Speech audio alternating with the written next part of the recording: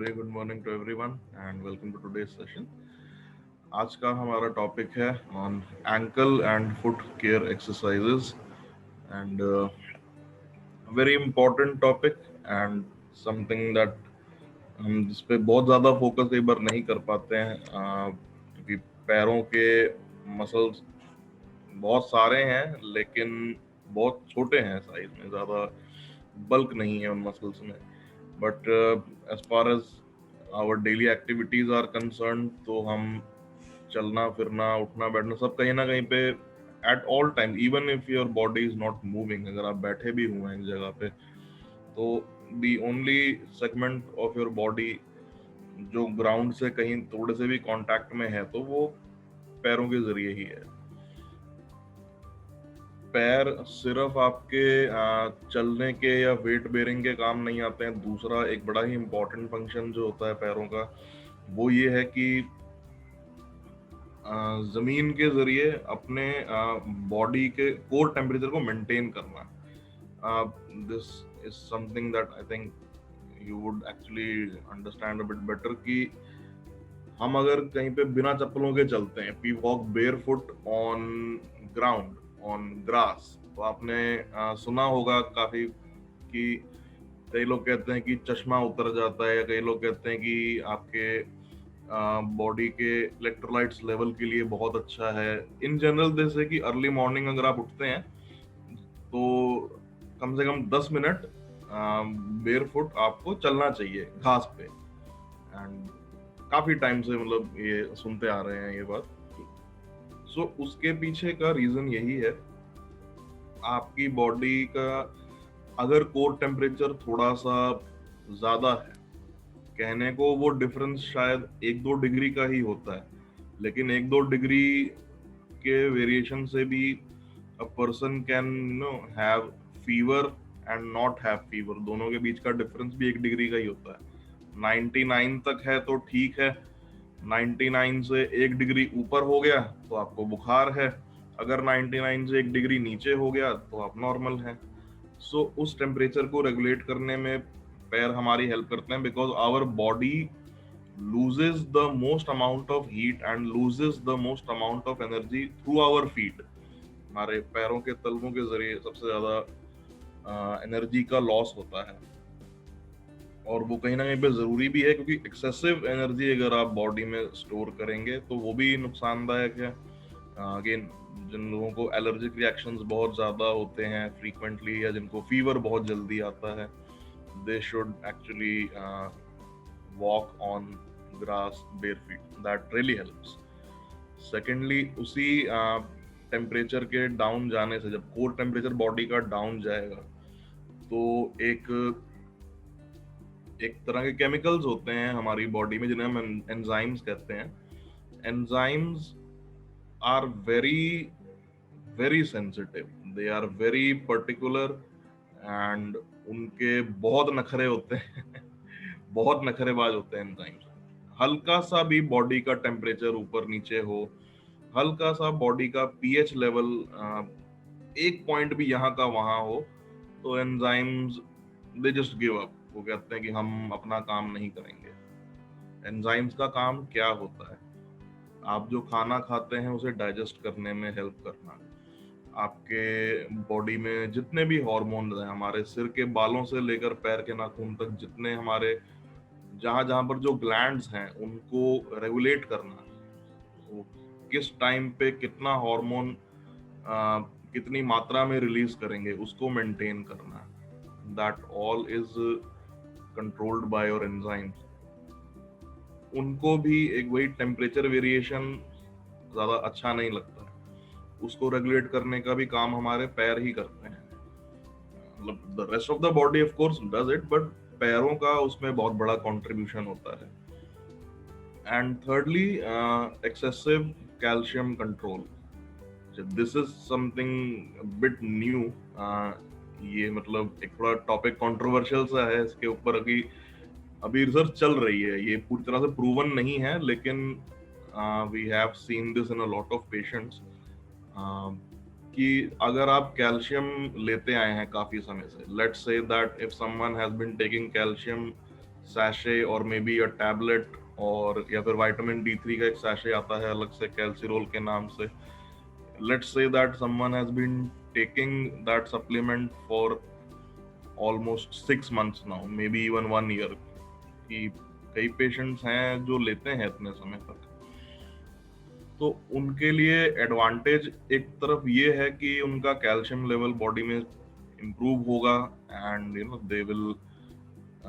they will be, you can say, relatively safer from osteoporosis and other problems. वहीं पे क्योंकि calcium का इतना ज़्यादा इनटेक हो रहा है बॉडी में, एंड हमारे किडनीज नहीं बने हैं उसको फिल्टर आउट करने के लिए, तो किडनीज को थोड़ा नुकसान भी पहुंचाता है वो.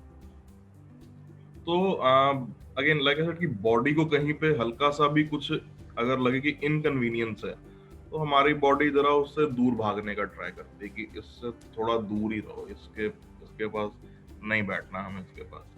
तो बॉडी की टेंडेंसी होती है before it can start depositing calcium in its own kidneys, क्योंकि किडनी अपने आप में एक वाइटल ऑर्गन है, बिना किडनी के हम नहीं जी सकते.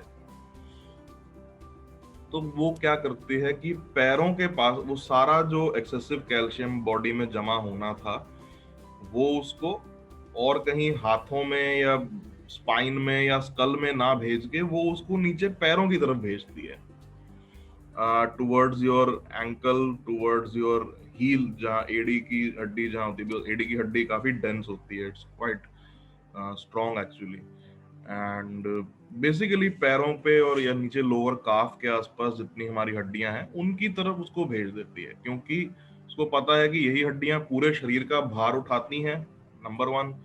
Number two, during any movement, while it is walking, running, jumping, sitting, standing, anything, इनको पता है कि पैर ही जमीन से कांटेक्ट में रहेंगे, तो इनको कैल्शियम की ज्यादा जरूरत है, बिकॉज इनकी वेयर एंड टियर भी ज्यादा होगी.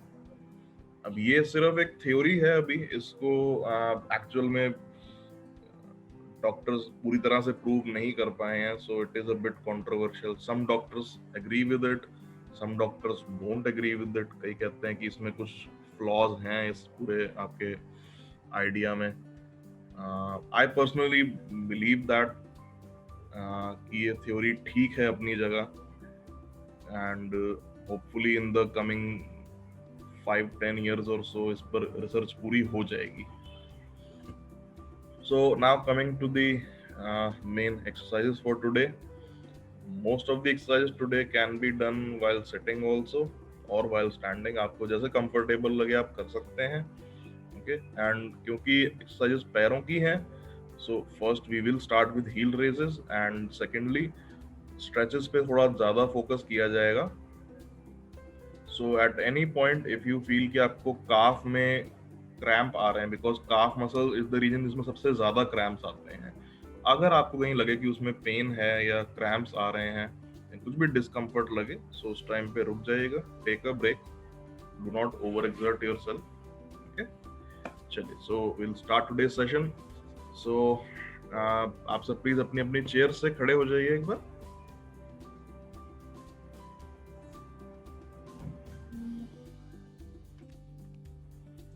स्टार्ट हम करेंगे सिंपल हील रेजेस से. सो पैरों को पास पास लाते हुए दोनों हाथ कमर पे, पैरों का वार्म अप करने के लिए डू हील रेजेस.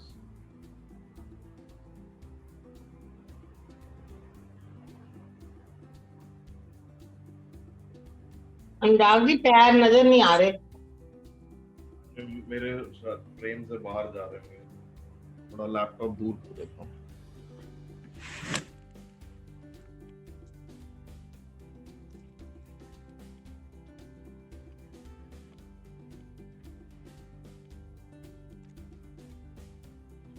अभी देख रहे हैं पैर? अब ठीक है. बाहर तो नहीं है.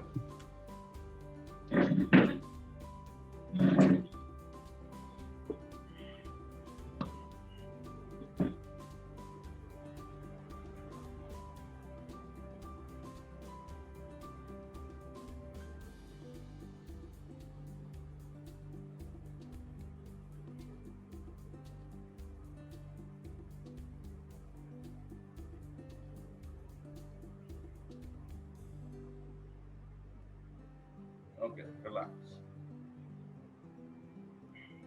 चलिए. So for the first exercise,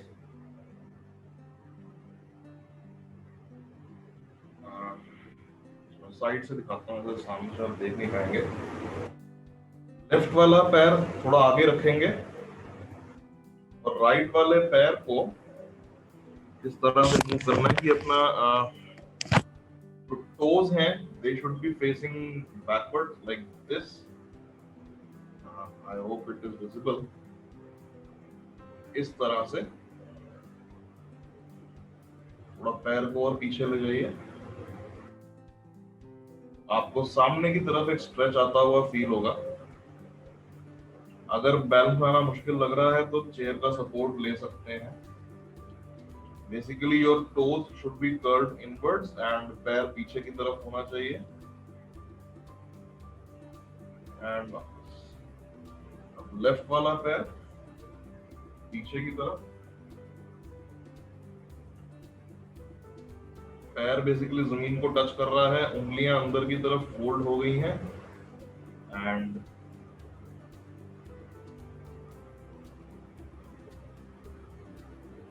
stretch करके 10 सेकेंड होल्ड एंड वापस. अगेन राइट वाले पैर से आप जितना पैर को पीछे ले जाते जाएंगे स्ट्रेच उतना ज्यादा आएगा. ध्यान से करिएगा, मेक श्योर कि जितना टॉलरेट कर पाए उतना ही स्ट्रेच करें.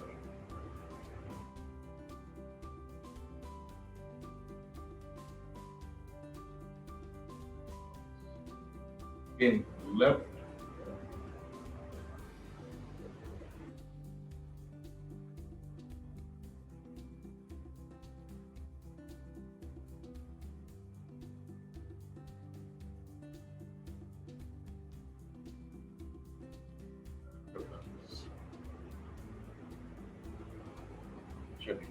for the next exercise, quite the opposite of what we were doing during heel raises. अब हम करेंगे टो रेजेस. सो पैरों को पास पास रखते हुए पहले हम एड़ियों से ऊपर उठा रहे थे और टोज पे खड़े हो रहे थे. अब हम टोज को ऊपर उठाएंगे सामने की तरफ और एड़ी के सहारे खड़े होंगे.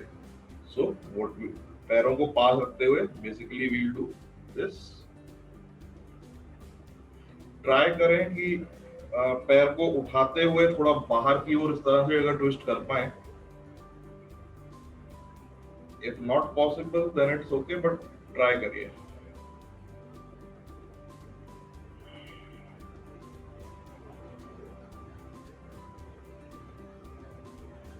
चेयर पकड़ कर तो हो रहा है. हाँ जी, चेयर पकड़ सकते हैं, कोई प्रॉब्लम नहीं है.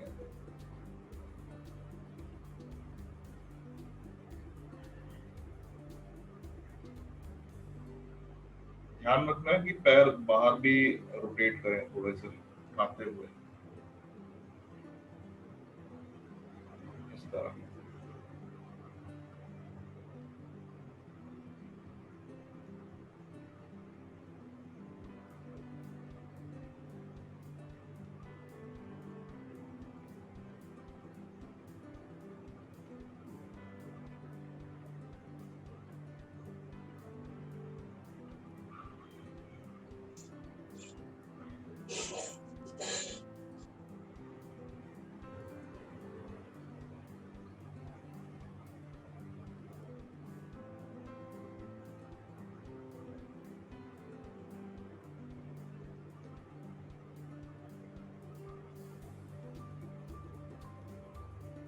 Okay, relax. पैरों को खोल लेते हैं. Now for the next exercise, ankle को अंदर की तरफ ट्विस्ट करते हुए स्ट्रेच करेंगे. So again you need a support. Table या चेयर कुछ भी सपोर्ट लेके ही करिएगा, फ्री हैंड मत करिएगा ये वाली एक्सरसाइज. जैसे मैंने भी अपने पीछे जो वॉल है मैंने इसका सपोर्ट लिया हुआ है ताकि, क्योंकि अगर पैर अंदर की ओर, आपने देखा कई बार जब हम चलते हुए कहीं अगर गिरते हैं या एंकल अंदर की ओर ट्विस्ट होता है तो इसमें कितना बुरी तरह से स्प्रेन आता है कई बार. So if you do not take a support और हल्का सा भी अगर दाएं बाएं हिले तो इसमें स्प्रेन आने का डर होता है. So please hold on to something and पूरा सपोर्ट लेके ही करें ये वाली एक्सरसाइज, बिना किसी सपोर्ट के मत करिएगा। मैंने पीछे अपने दीवार का सपोर्ट लिया हुआ है एंड अपना राइट पैर आगे की ओर लाते हुए थोड़ा सा अंदर की तरफ इसको ऐसे ट्विस्ट करेंगे एंड धीरे धीरे वेरी केयरफुली अपना वेट उसके ऊपर डालते हुए you will feel a stretch on the outer side of the calf and on the ankle. बहुत ही धीरे धीरे अपना वेट उसके ऊपर डालते हुए वेरी केयरफुली, मेकिंग श्योर कि एंकल स्प्रेन ना हो किसी का भी।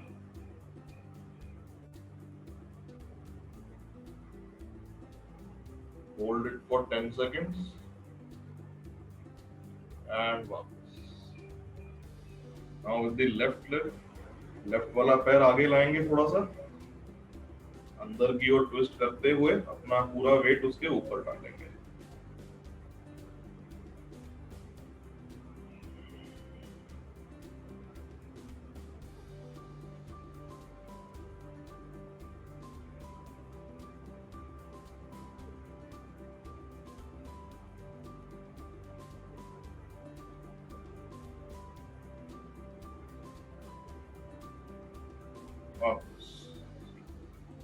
अगेन राइट वाला पैर आगे लाते हुए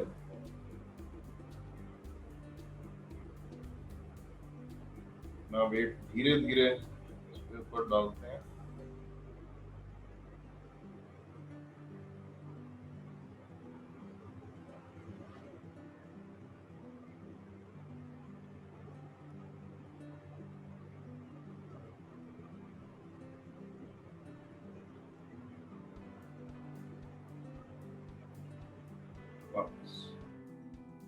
लेफ्ट वाला पैर आगे लाते हुए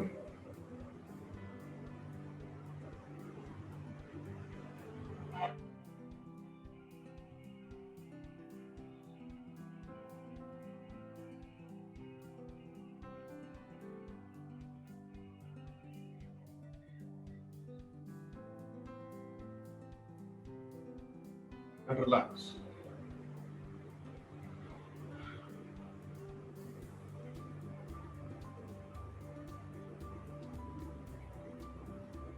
फॉर द नेक्स्ट एक्सरसाइज एक चेयर को सामने रखेंगे अपने इस तरह,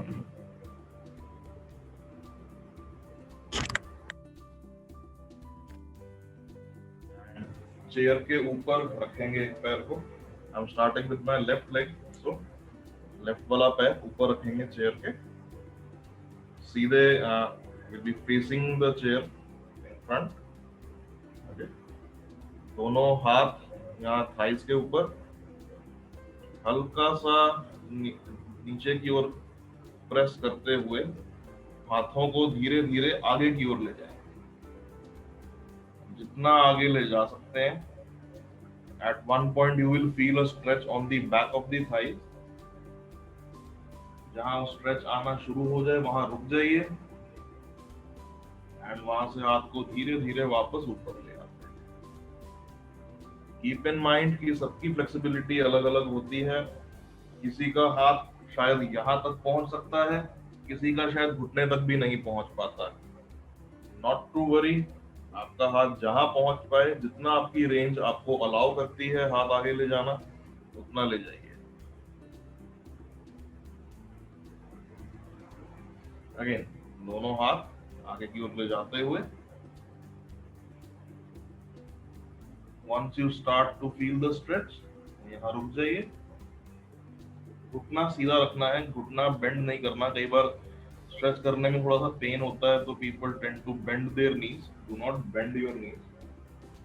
Keep them straight and धीरे धीरे हाथ को वापस ऊपर ले आते हैं।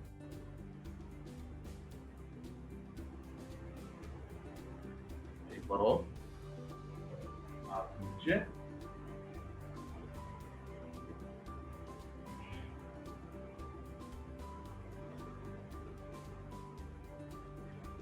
वापस ऊपर।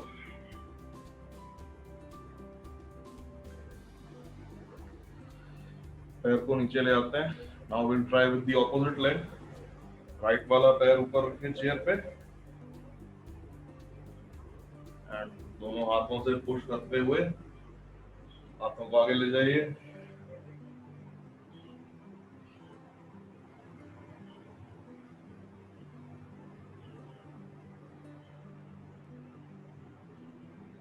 एंड हाथ ऊपर वापस।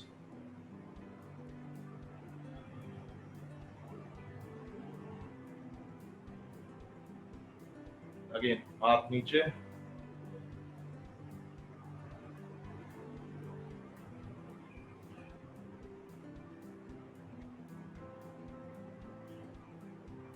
एंड हाथ ऊपर।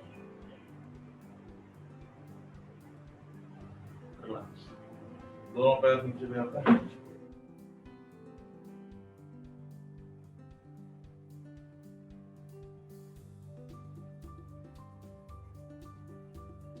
वापस बैठ जाते हैं चेयर्स पे।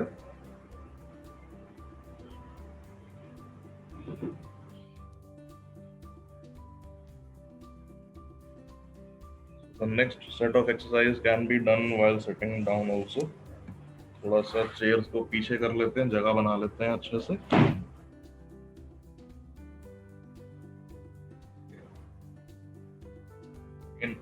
चेयर के किनारे पे बैठिएगा, बैकरेस्ट का सपोर्ट मत लीजिएगा।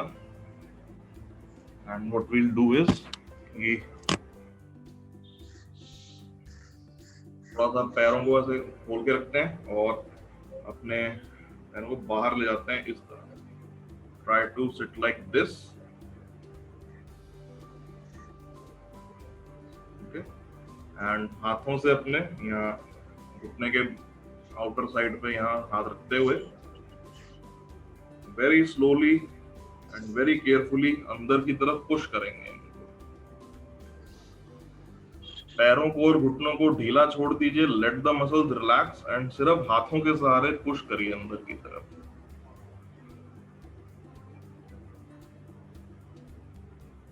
Hold it for 10 seconds and वापस।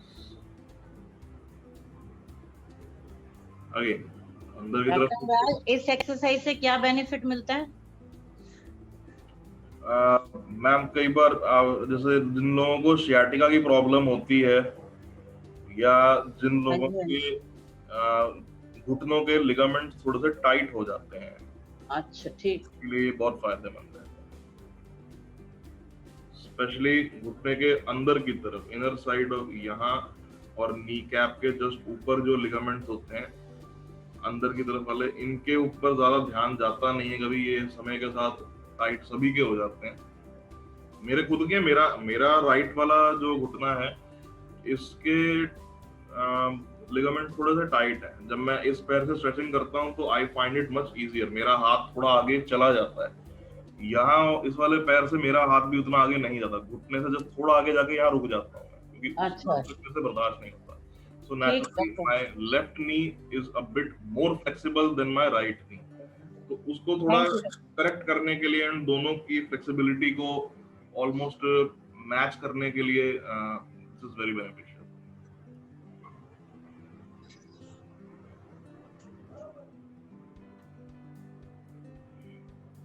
स्ट्रेच करके 10 सेकेंड्स होल्ड एंड वापस खोल देते हैं। एक बार और अंदर की तरफ पुश करते हुए, ज्यादा जोर से पुश नहीं करना है, झटका नहीं देना है बिल्कुल भी।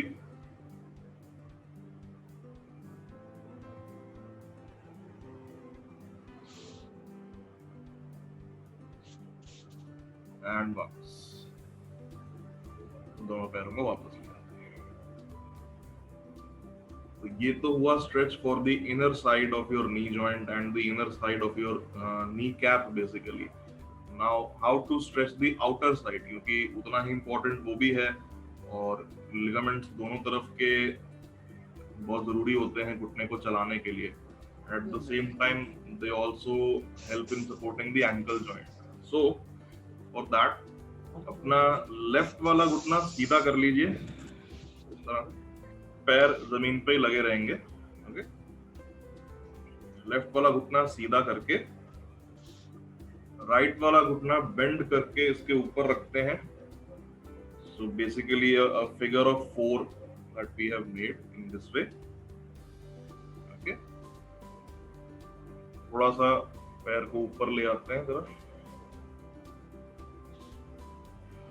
ट्राई करें कि आपके घुटने के थोड़ा ऊपर रहे आपका ये वाला पैर, नी जॉइंट के नीचे ना हो, unless you face some trouble in doing so. अगर प्रॉब्लम होती है, घुटना ऊपर तक नहीं ला सकते हैं, पेन होती है, या फिर लगता है कि बहुत ज्यादा स्ट्रेच आ रहा है ऑपोजिट लेग में, then you may keep it slightly below the knee joint. If not, then try to keep it above your knee joint. हल्का सा 1-आध इंच ऊपर ही रखें तो ज्यादा अच्छा है. Like this. एक हाथ यहाँ एंकल पे, दूसरा हाथ घुटने पे, जो बेंड किया है घुटना उस पे, एंड उसको नीचे की तरफ प्रेस करेंगे. जितना प्रेस किया जाए वेरी केयरफुली, झटका बिल्कुल नहीं देना है. स्ट्रेच करके होल्ड इट फॉर 10 डॉक्टर पैर पे आदमी आ नहीं रहा. अगर मैम पैर नहीं आ रहा हाथ में तो आप दोनों हाथों को घुटने पे रख सकते हैं. This also you can do.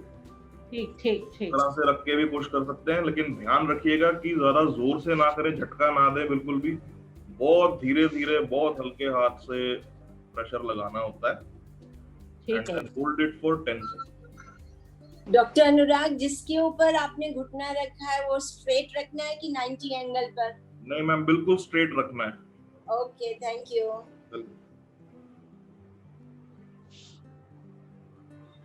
We do it with back rest.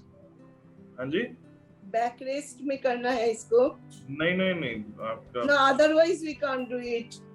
If we come forward, then we won't be able to do it.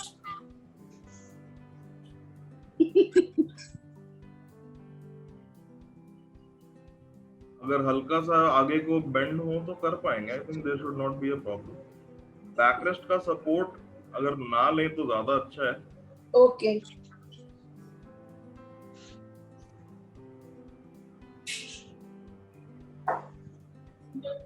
Now we'll switch दूसरे पैर पे.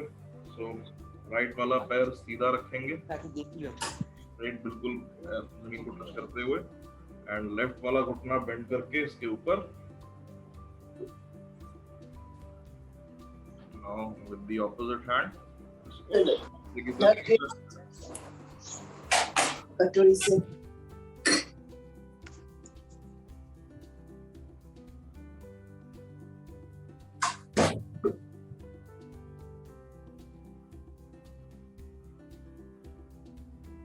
सेकंड्स होल्ड करते हुए धीरे से वापस ऊपर. एक बार और. जो पैर सीधा किया है वो हील पे रखना है कि फुल फुट डाउन? मैम जो ऑपोजिट लेग जो बेंड करी है वो ट्राई करें घुटने से थोड़ी ऊपर रखें, एंड नहीं, जो सीधा किया है उसको सीधा हील पे रखना है या पूरा फुट डाउन रखना है? Preferably on the heel. Okay, thank you. Flat foot रख नहीं पाएंगे नीचे. जिस एंगल पे बैठे हैं वो डिपेंड करता है कि आपकी चेयर कितनी ऊंची है नीचे. हाँ, वो फ्लैट फुट दर्द कर रहा है इसलिए हील पे रखते हैं. ठीक है, थैंक यू. दैट मींस कि आपकी चेयर ठीक हाइट की है.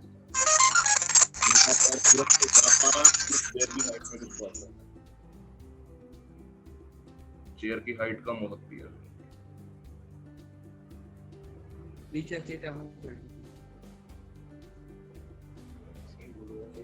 नहीं व्हाट्सएप आया ना, एंड रिलैक्स. वो नहीं कर सकते. Okay, so for the final exercise पैर को भी ऐसे इसी पोजीशन में रखेंगे. ट्राई करेंगे अगर एक बार थोड़ा सा पैर को और ऊपर ले पाए इस तरह. Okay, and now instead of pushing down we will pull the entire knee up. So दोनों हाथ इस तरह से घुटने पे रखिए एंड हल्का सा पीछे की ओर लीन करते हुए पैर को अपनी ओर खींचिए. जितना खींच सकते हैं खींचिए ऊपर की तरफ. Hold it for 10 seconds and down.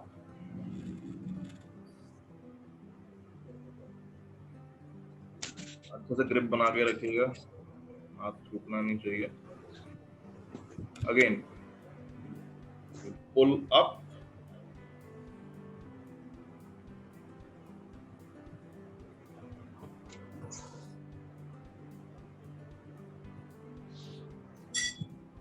And down. एक बार और ऊपर की तरफ खींचिए.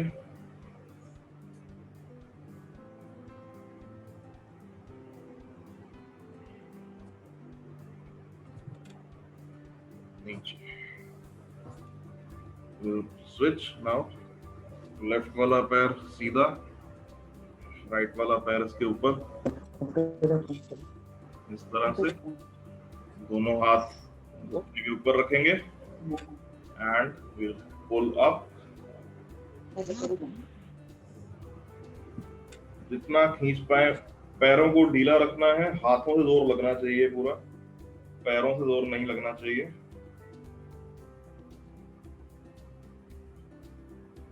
And down.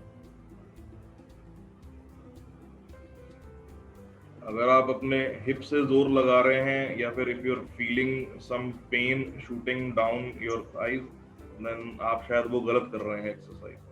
हाथों से पूरा जोर लगाना है आपको.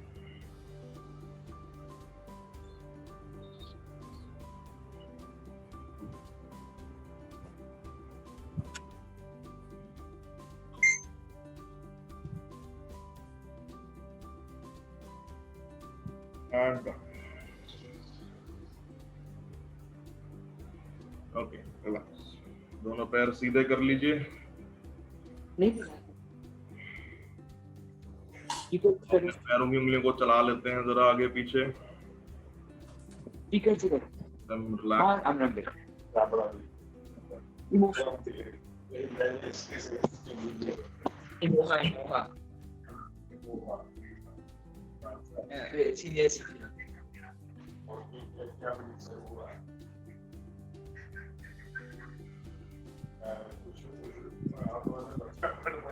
So these were all the exercises for your ankle and foot. Doctor हाँ, हमने तो एक नी ऊपर करके कर लिया, कोई बात नहीं ना. कैसे कर लिया? मतलब एक ऐसे ऊपर एक टांग ऐसे करके. हाँ, ऐसे भी कर सकते हैं. तो वो कर ही नहीं सकते तो फिर फायदा क्या, ऐसे और नुकसान हो जाएगा. अगर लगता है कि कोई पहले से प्रॉब्लम है घुटने में जो एग्रेवेट होने का डर हो तो it's okay, you can try some alternative method. कई बार लोग करते हैं कि पैर एक के ऊपर एक रख के ऐसे अगर ना भी किया जाए, यू नो, क्रॉस करके अगर पैर रखे और अपनी तरफ, तब भी नहीं होता. नहीं होता. कई बार लोग नहीं. But I have already my knee replacement. I have my knee replaced, surgery किया है, तो ये bending of the knees one on top of the other is not possible. Is it okay if I can do it, but is it okay to do it? Preferably अगर ना ही करें तो अच्छा है. Yeah, that's the thing, because it's only up to 90 degree we can bend the knee. वो metal का implant डाला हुआ है, हम चाहते नहीं कि वो इम्प्लांट अपनी जगह से हिले जरा सा भी, कि 1 मिलीमीटर भी वो यहाँ का वहाँ हो तो बड़ी प्रॉब्लम क्रिएट कर देता है वो. So if you can avoid it, no problem. Thank you.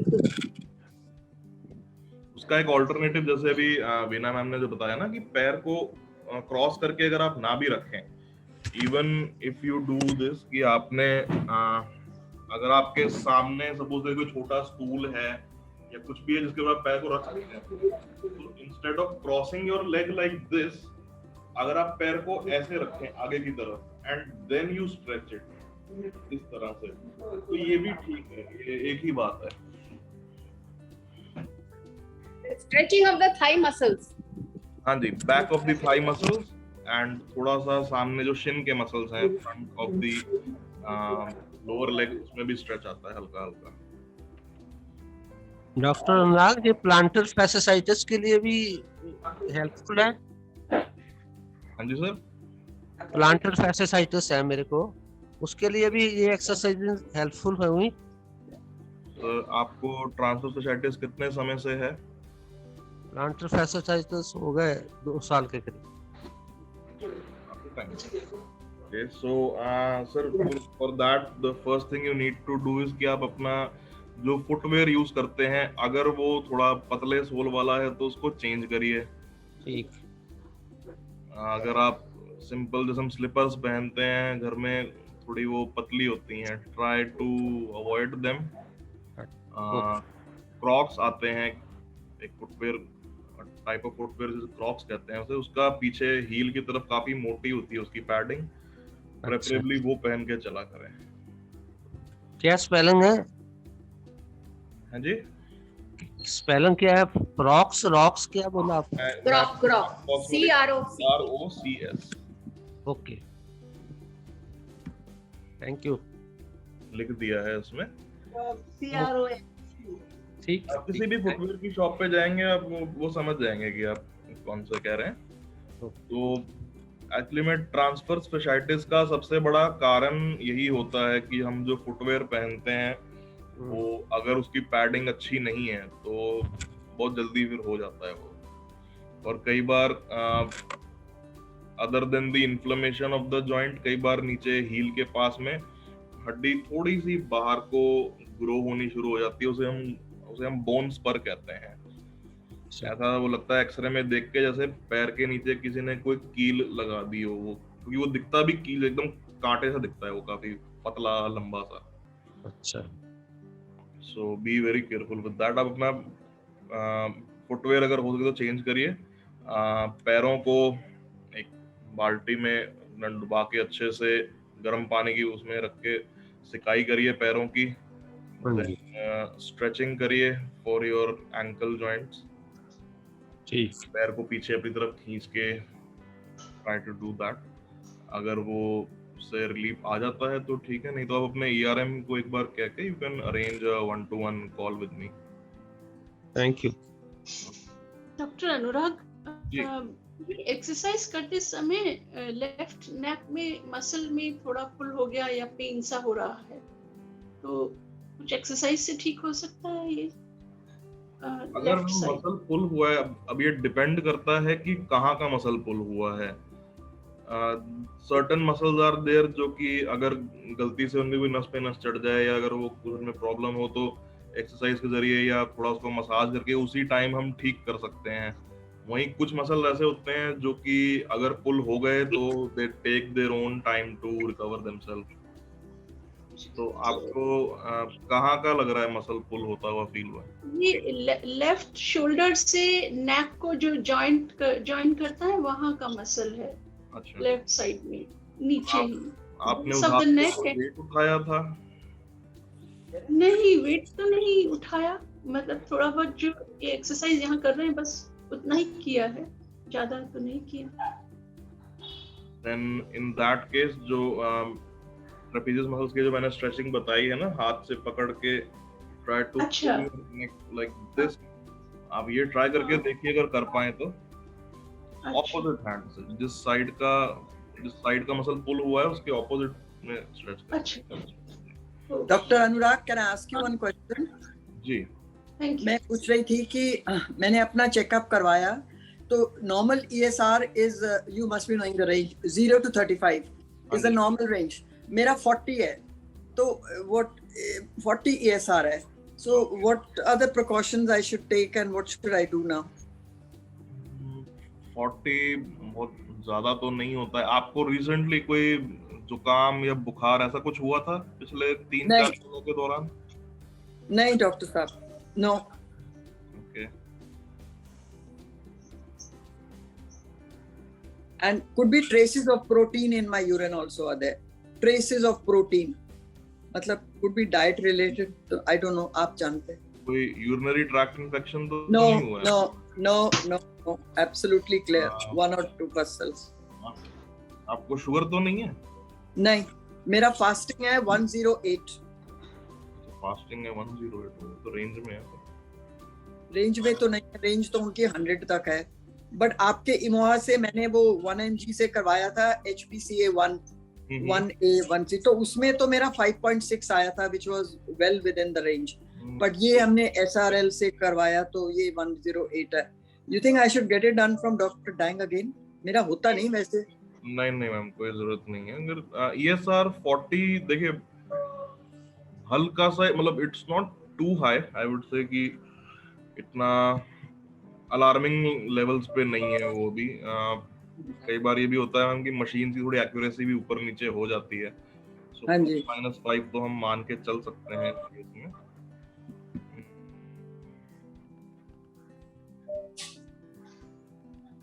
पे आप कह रहे हैं कि एल्बुमिन भी थोड़ा शो कर रहा है, प्रोटीन शो कर रहा है यूरिन में. Traces of protein.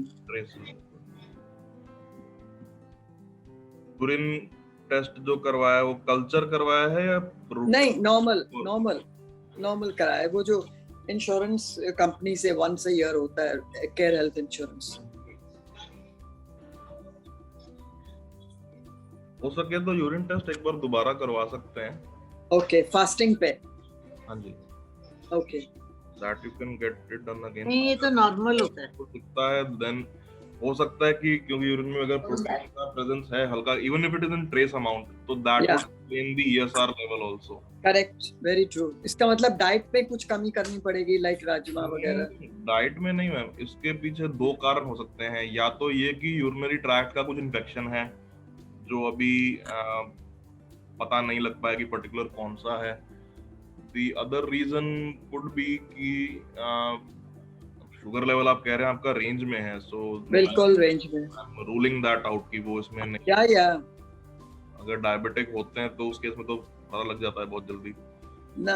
एक बार करवा के देख लीजिए. ठीक है, जैसे आपकी रिपोर्ट्स आती हैं you can let me know. Okay, done. तो फास्टिंग करवा.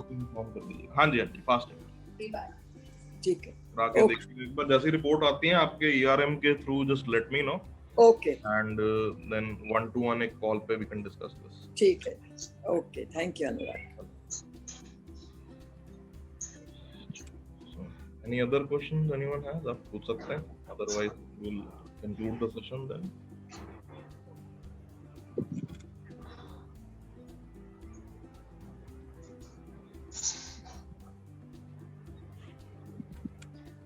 No question. Thank you.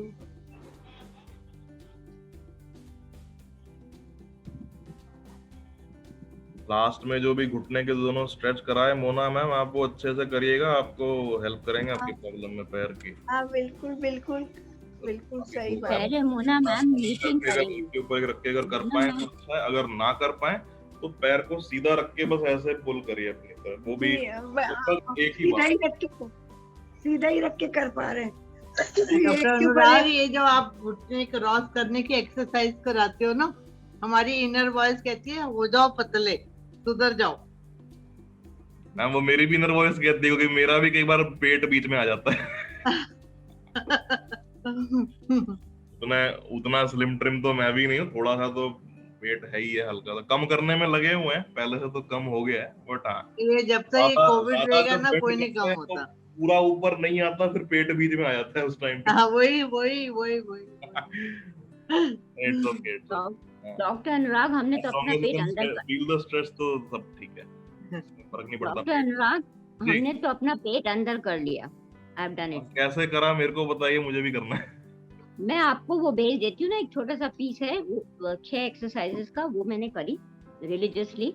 और खाना तो हम एज इट इज बॉइल्ड वैसे ही खाते हैं. I don't like fried food. आप फ्राइड फूड खा रहे होंगे. सिर्फ बॉइल्ड खाने पर. रश्मि, वो मुझे भी भेज देना. स्वतंत्र बोल रही हूँ, मुझे भी बहुत जरूरत है. रश्मि जी, सभी के लिए शेयर कर दीजिए. ये तो हाँ, ठीक है, कर सकते हैं. हाँ. लेकिन बड़ा डिसिप्लिन चाहिए. ये नहीं कि आप थोड़ा सा. पूरा डिसिप्लिन रखूंगी मैडम, जैसा कहोगी. टाइम भी चाहिए उस डिसिप्लिन के साथ चलने के. हमारे पास डिसिप्लिन तो जो थोड़ा बहुत जो है सो है, टाइम नहीं है बस. डॉक्टर अनुराग, अगर रात को 12 बजे 80% ऑफ रहेगा डायमंड पर, तो औरतें उठ के चली जाती है. रोटी बनानी अगर देर रात को, तो उनको प्रॉब्लम होती है. तो इसलिए जिसका जिस चीज में मन लगता है वो कर ही लेता. हेलो डॉक्टर अनुराग. हाँ जी मैम. ये काइफोसिस क्यों डेवलप हो रहा है, समझ नहीं आ रहा. आपको हो रहा है? रिसेंटली मैं गई थी, वो अपनी नेक और वो जो प्रॉब्लम मेरी चल रही है ना काफी हो गई थी, तो मैंने कहा इन पर्सन दिखाने गई। ऑनलाइन तो बहुत हो गई कंसल्टेशन, तो उन्होंने फिर कहा कि आप ये काइफोसिस अपना अब बचाने के लिए आप पोस्चर के लिए उन्होंने मुझे सजेस्ट किया। डॉक्टर ने कोई मतलब रीजन बताया उसके पीछे या नहीं आपको? उन्होंने रीजन नहीं बताया, उन्होंने तो मेनली तो ध्यान मेरे शोल्डर और उस पर ही रखा। बताया था ना कि वो जो हो गया था वो प्रॉब्लम हो रही है बहुत ज्यादा, तो उसके देख के फिर कहते हैं कि आपका काइफोसिस डेवलप हो रहा है और हो जाएगा, आप पोस्चर अपना ठीक करके रखिए। आपके मैम कोई फैमिली में हिस्ट्री रही है इस डिफॉर्मिटी की पहले से? ना ना ना। पेरेंट्स में या सिबलिंग्स में? किस चीज की हिस्ट्री? काइफोसिस की ही। कई बार ये फैमिली में भी होता है कि कई बार पेरेंट्स को होता है तो बच्चों को भी हो जाता है, ऐसा कुछ भी होता क्या है काइफोसिस, क्या होता है? मैम जो पीठ पे एक पीठ आगे बेंड हो जाती है, जो हम्प निकल आता है ना इस तरह से झुक के चलते हैं, उसे काइफोसिस कहते हैं मेडिकल टर्म्स में। कुब जिसको कहते हैं, कुब